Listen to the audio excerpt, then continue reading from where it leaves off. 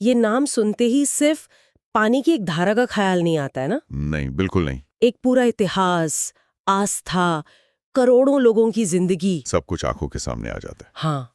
और ये जो इसकी यात्रा है 2525 किलोमीटर्स की, ये अपने आप में एक कहानी है, एक बहुत बड़ी कहानी। तो आज हमारी कोशिश यही है कि इस कहानी की परतों को खोला जाए, मतलब उत्तराखंड के बर्फीले पहाड़ों से लेकर बंगाल की खाड़ी तक, इसके पूरे सफर को समझें। हाँ, पूरे सफर को।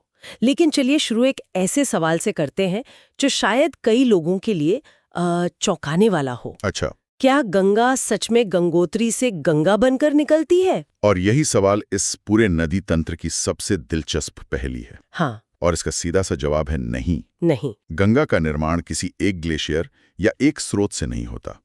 ये कई धाराओं का एक संगम है, एक पूरा सिस्टम है। एक सिस्टम। हाँ, और इन संगमों को पंचप्रयाग के नाम से जाना जाता है। ये सिर्फ धार्मिक स्थल नहीं है। अच्छा। ये वो भौगोलिक मीटिंग पॉइंट्स हैं जहां अलग अलग नदियां मिलकर धीरे धीरे उस महानदी का रूप लेती हैं, जिसे हम गंगा कहते हैं। चलिए इसे खोलकर समझते हैं, क्योंकि ज्यादातर लोगों के दिमाग में तो गंगा की तस्वीर गंगोत्री ग्लेशियर से ही शुरू होती है। बिल्कुल। तो अगर वहां से नहीं, तो फिर ये सिस्टम काम कैसे करता है? इस तंत्र की मतलब मुख्य नदी कौन सी है? देखिए, यहाँ आकर्षक बात यह है कि इस पूरे सिस्टम की जो मुख्य धारा है, या कह लें रीढ़ की हड्डी, हाँ, वो है अलकनंदा नदी, जो सतोपंत ग्लेशियर से निकलती है। अलकनंदा। हाँ, अब कल्पना कीजिए कि ये मुख्य नदी आगे बढ़ रही है और इसमें रास्ते में एक एक करके 5 प्रमुख नदियां आकर मिल रही हैं। ठीक है। और हर संगम एक प्रयाग कहलाता है। इनका क्रम समझना बहुत जरूरी है। अच्छा। सबसे पहला पड़ाव आता है विष्णु प्रयाग। यहाँ धौली गंगा नदी आकर अलकनंदा में मिल जाती है। तो अलकनंदा को हम इस सिस्टम की रीढ़ की हड्डी मान सकते हैं। बिल्कुल। जिसमें बाकी धाराएं आके जुड़ती हैं। तो विष्णु प्रयाग पर पहली धारा धौली गंगा जुड़ गई। अब इस रीढ़ की हड्डी में अगली कौन सी नस आकर मिलती है? बिल्कुल सही एनोलॉजी है आपकी। विष्णु प्रयाग के बाद अलकनंदा आगे बढ़ती है और नंद प्रयाग में इसका संगम होता है नंदाकिनी नदी से। नंदाकिनी, ये दूसरी सहायक नदी हुई। फिर थोड़ा और आगे चलने पर आता है कर्ण प्रयाग, जहां पिंडर नदी अलकनंदा में विलीन हो जाती है। ठीक है, 3 हो गई। हाँ, अब तक 3 नदियां मिल चुकी हैं। चौथा और एक बहुत ही महत्वपूर्ण प्रयाग है रुद्रप्रयाग। रुद्रप्रयाग। यहाँ केदारनाथ धाम से आने वाली मंदाकिनी नदी अलकनंदा से मिलती है। अच्छा, केदारनाथ वाली। हाँ, एक तरह से ये केदारनाथ और बद्रीनाथ के मार्गों का संगम भी है। वाह, यहाँ बात और भी दिलचस्प हो जाती है। तो ये 4 प्रयाग हो गए जहाँ अलग अलग नदियां मुख्य धारा यानी अलकनंदा से मिल रही हैं। सही। अब आता है 5वां और सबसे महत्वपूर्ण प्रयाग, जहां से हमारी नदी को गंगा नाम मिलता है। वो है देवप्रयाग। देवप्रयाग। ये 5वां और अंतिम प्रयाग है और यहीं पर असली कहानी बदलती है। यहाँ गंगोत्री ग्लेशियर से आने वाली भागीरथी नदी, हाँ, जिसका नाम हम सब सुनते हैं। बिल्कुल, जो अक्सर तस्वीरों और कहानियों में गंगा का उद्गम मानी जाती है, वो आकर अलकनंदा से मिलती है। अच्छा। वैसे हाइड्रोलॉजिकल डेटा देखें तो अलकनंदा में भागीरथी से ज्यादा पानी होता है, लेकिन पौराणिक मान्यताओं के कारण भागीरथी को मुख्य स्रोत माना जाता है। तो संगम के बाद, इसी संगम के बाद जो ये मिली हुई पावरफुल स्ट्रीम है, उसे हम सब गंगा के नाम से जानते हैं। तो टेक्निकली हमारी गंगा देवप्रयाग से ही शुरू होती है। ये तो सचमुच एक आहा वाला पल है। तो जिसे हम तस्वीरों में गंगा का उद्गम मानकर पूछते हैं, वो असल में भागीरथी है। हाँ, वो भागीरथी है। और गंगा नाम तो बहुत बाद में 5 नदियों के मिलने के बाद मिलता है। ये तो मेंटल पिक्चर को पूरी तरह से बदल देता है। बिल्कुल। तो देवप्रयाग के बाद गंगा का सफर कैसा होता है? अब तो इसका चरित्र पूरी तरह बदल जाता होगा। बहुत ज्यादा। पहाड़ों की तेज धारा से मैदानों की विशाल नदी बनने की ओर। बिल्कुल। देवप्रयाग के बाद गंगा ऋषिकेश पहुंचती है और फिर हरिद्वार। हरिद्वार यानी हरि का द्वार। ये एक ऐतिहासिक और भौगोलिक टर्निंग पॉइंट है। ये वो पहला स्थान है जहां गंगा पहली बार ऊंचे पहाड़ों के टर्बुलेंट एनवायरनमेंट को छोड़कर शांत समतल मैदानी इलाकों में प्रवेश करती है। अच्छा, मतलब पहाड़ों से मैदान में उतरती है। हाँ, यहाँ नदी का वेग नाटकीय रूप से कम हो जाता है, उसकी चौड़ाई बढ़ जाती है और वो अपने साथ लाए मलबे को जमा करना शुरू कर देती है। एक तरह से पहाड़ों की युवा तेज तरार गंगा यहाँ आकर मैदानों की शांत और गंभीर माँ बन जाती है। और यहीं से ये करोड़ों लोगों की जिंदगी का हिस्सा बनना शुरू करती है। सही कहा। मैदानों में इसका रास्ता किन किन राज्यों से होकर गुजरता है? हाँ, हरिद्वार के बाद ये भारत के हृदय स्थल में प्रवेश करती है। यहाँ से ये मुख्य रूप से उत्तर प्रदेश, फिर बिहार और अंत में पश्चिम बंगाल तक का लंबा सफर तय करती है। एक बहुत लंबा सफर। और इन मैदानों में इसका रूप बहुत विशाल हो जाता है। फिर पश्चिम बंगाल के फरक्का नाम की जगह पर एक और बड़ा भौगोलिक विभाजन होता है। विभाजन? हाँ, लेकिन ये प्राकृतिक नहीं है, मानव निर्मित है। यहाँ फरक्का बैराज बनाया गया है, जहाँ से गंगा 2 धाराओं में बट जाती है। 2 धाराओं में। और ये बंटवारा फरक्का में होता है जी, जो कि एक मानव निर्मित बैराज है। जी, तो ये एक प्राकृतिक विभाजन नहीं है। इस फैसले का जरूर कोई बड़ा असर पड़ा होगा, खासकर बांग्लादेश पर, जो बहाव के नीचे की तरफ है। बिल्कुल, ये आज भी भारत और बांग्लादेश के बीच एक संवेदनशील और विवादास्पद मुद्दा है। अच्छा। एक धारा, जिसे हुगली कहते हैं, वो दक्षिण की ओर मुड़ जाती है। इसी के किनारे प्रसिद्ध शहर कोलकाता बसा हुआ है। हाँ, हुगली के किनारे।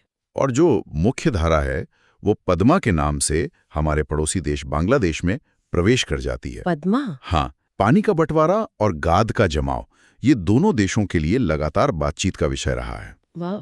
तो एक नदी, 2 नाम और 2 देशों की जीवन रेखा। लेकिन ये 2525 किलोमीटर का सफर अकेले तो संभव नहीं है। बिल्कुल नहीं। रास्ते में और भी बहुत सी नदियां इससे आकर मिलती होंगी। इसकी सहायक नदियों के बारे में बताइए, जो इसे इतना विशाल बनाती हैं। आपने सही कहा।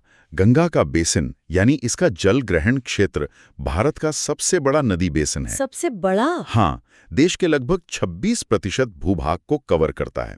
इसकी सहायक नदियों को हम समझने में आसानी के लिए 2 हिस्सों में बांट सकते हैं। कैसे? एक वो जो इसके दाएं तट यानी राइट बैंक पर आकर मिलती हैं, और दूसरी वो जो बाएं तट लेफ्ट बैंक पर मिलती हैं। ठीक है, तो पहले दाएं तट की नदियों की बात करते हैं, जो दक्षिण से आकर मिलती होंगी, है ना? दाएं तट पर मिलने वाली नदियों में सबसे प्रमुख और सबसे लंबी सहायक नदी है यमुना। यमुना ये लगभग गंगा के समानांतर ही यमुनोत्री ग्लेशियर से निकलती है, दिल्ली और आगरा जैसे शहरों से गुजरती है और प्रयागराज के त्रिवेणी संगम में गंगा से मिलती है।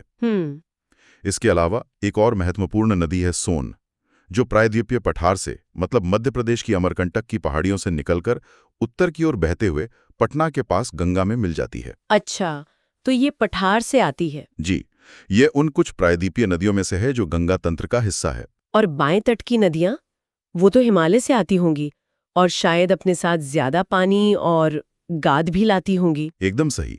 और ये समझना जरूरी है कि ये बाएं तट की नदियां खेल बदल देती हैं। अच्छा। ये हिमालय से आती हैं, इसलिए अपने साथ सिर्फ पानी नहीं बल्कि भारी मात्रा में गाद, सिल्ट लाती हैं। यही गाद हजारों सालों से जमते जमते उत्तर भारत के मैदानों को दुनिया की सबसे उपजाऊ जमीन बनाती है। इसी की वजह से? हाँ, इनमें प्रमुख हैं रामगंगा, गोमती, घाघरा और गंडक। एक और नदी का जिक्र करना बहुत जरूरी है और वो है कोसी नदी। कोसी? हाँ, सुना है इसके बारे में। ये अपने बदलते रास्ते और विनाशकारी बाढ़ के लिए कुख्यात है, जिस वजह से इसे बिहार का शोक भी कहा जाता है। बिहार का शोक? ये भी बाएं तट से गंगा में मिलती है। यानी भारत का जो अन्न भंडार है, जो नॉर्थ इंडियन प्लेन्स हैं, वो सीधे सीधे गंगा और उसकी इन हिमालयी सहायक नदियों की देन है। बिल्कुल। ये कनेक्शन समझना बहुत जरूरी है। तो अब गंगा अपने अंत तक पहुंचते पहुंचते इन सभी नदियों का जल खुद में समेटकर एक महानदी बन चुकी है। बांग्लादेश में पद्मा नाम से प्रवेश करने के बाद क्या होता है? इसका सफर वहां कैसे पूरा होता है? अगर हम इसे बड़ी तस्वीर से जोड़ें तो बांग्लादेश में गंगा की यात्रा और भी भव्य हो जाती है। और भी भव्य? हाँ, वहां इसकी मुलाकात एक और विशाल नदी ब्रह्मपुत्र से होती है। ब्रह्मपुत्र को बांग्लादेश में जमुना के नाम से जाना जाता है। जमुना? हाँ, जमुना। तो गंगा, जो वहां पद्मा कहलाती है, और ब्रह्मपुत्र यानी जमुना का जब संगम होता है तो क्या होता है? तो ये संयुक्त धारा एक नया नाम लेती है, मेघना। पद्मा और जमुना मिलकर मेघना बन जाती हैं। ये तो नदियों का एक महासंगम है। महासंगम? एशिया की 2 सबसे बड़ी नदियां एक हो जाती हैं। और फिर ये विशाल मेघना कहाँ जाती है? ये विशाल मेघना नदी ही अंत में बंगाल की खाड़ी में जाकर मिल जाती है और इस तरह गंगा की लंबी यात्रा का समापन होता है। हाँ, लेकिन समुद्र में मिलने से ठीक पहले ये एक और अद्भुत भौगोलिक संरचना का निर्माण करती है। और वो है दुनिया का सबसे बड़ा डेल्टा, सुंदरबन डेल्टा, है ना? बिल्कुल। गंगा और ब्रह्मपुत्र नदियां मिलकर दुनिया का सबसे बड़ा डेल्टा बनाती है, जिसे हम सुंदरबन डेल्टा के नाम से जानते हैं। सुंदरबन। ये डेल्टा भारत और बांग्लादेश दोनों देशों में फैला हुआ है। ये अपने खास सुंदरी नाम के मैंग्रोव पेड़ों के घने जंगलों के लिए। अच्छा, सुंदरी पेड़ों की वजह से सुंदरबन नाम है। हाँ, और दुनिया भर में मशहूर रॉयल बंगाल टाइगर के सबसे बड़े प्राकृतिक आवास के लिए भी जाना जाता है। ये एक यूनेस्को वर्ल्ड हेरिटेज साइट भी है। तो अब जब हमने उत्तराखंड के बर्फीले पहाड़ों से लेकर बंगाल की खाड़ी के मैंग्रोव जंगलों तक की पूरी यात्रा समझ ली है जी, तो कुछ सबसे जरूरी तथ्य दोहरा लेते हैं। पहला, गंगा को भारत की राष्ट्रीय नदी का दर्जा 2008 में दिया गया था। हाँ, जो इसके सांस्कृतिक और राष्ट्रीय महत्व को दिखाता है। सही। दूसरा, प्रयागराज का संगम, जिसे त्रिवेणी संगम भी कहते हैं, वहाँ गंगा और यमुना का तो प्रत्यक्ष संगम होता ही है, साथ ही ये पौराणिक मान्यता है कि वहाँ एक अदृश्य नदी सरस्वती भी आकर मिलती है। सरस्वती। इसीलिए स्थान का धार्मिक महत्व बहुत ज्यादा है। और तीसरा और सबसे बुनियादी तथ्य, इसकी कुल लंबाई जो लगभग 2525 किलोमीटर है। 2525 किलोमीटर, जो इसे भारत की सीमाओं के भीतर बहने वाली सबसे लंबी नदी बनाती है। तो ये थी गंगा की यात्रा, एक नदी की कहानी नहीं बल्कि एक पूरे रिवर सिस्टम की कहानी। हाँ, एक सिस्टम की, जो कई धाराओं को मिलाकर एक महानदी बनता है। ये कहानी करोड़ों लोगों के जीवन और उनकी आस्था का आधार है।